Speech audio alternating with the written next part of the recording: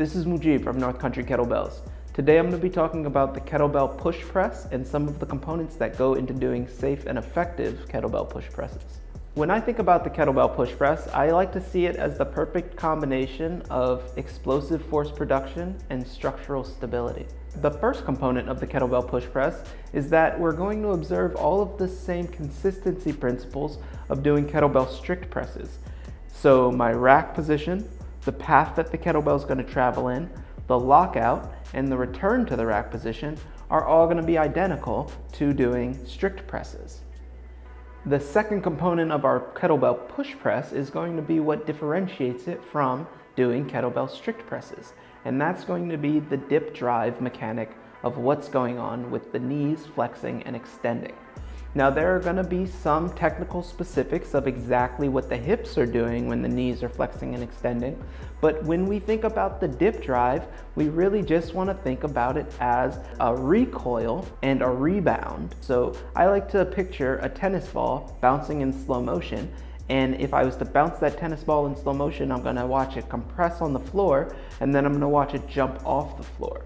That's essentially what we're witnessing when we're looking at a push press. We're looking at the knees flex slightly and then explosively extend, and it's in that explosive extension that I'm going to be powering the push press. That dip drive is going to power the entire movement, whereas instead of just straining through my shoulder, I'm going to use that explosive dip drive to project all of my force into the kettlebell itself, and that's what's going to send it into the lockout position.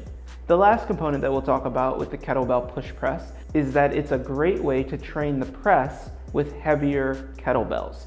And so because I'm using that dip drive mechanic, because I'm using momentum, I can probably put a little bit more force into a kettlebell that's a bit heavier than what I feel comfortable doing a strict press with. And so my push press can allow me to start becoming comfortable with that next weight up. If I'm used to strict pressing 30 pounds and I can do that 10 times, but using a 40-pound bell doesn't allow me to have that strict press, that's where the push press is going to come in. And I'm going to utilize that push press to start to train my body to feel what 40 pounds overhead feels like by putting the kettlebell up into the overhead position and then practicing the lockout and then practicing bringing that kettlebell back to the rack position.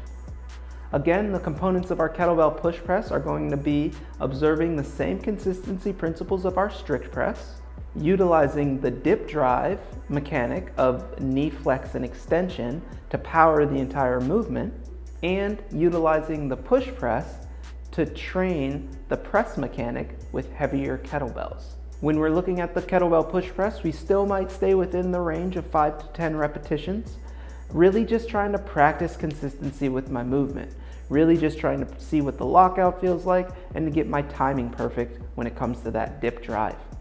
Try out the kettlebell push press. Let me know how you feel about it. As always, remember that our training is going to remain safe and effective as long as we're aware of what we're doing and we're asking what we can be doing better. This is Mujib from North Country Kettlebells talking about kettlebell push presses.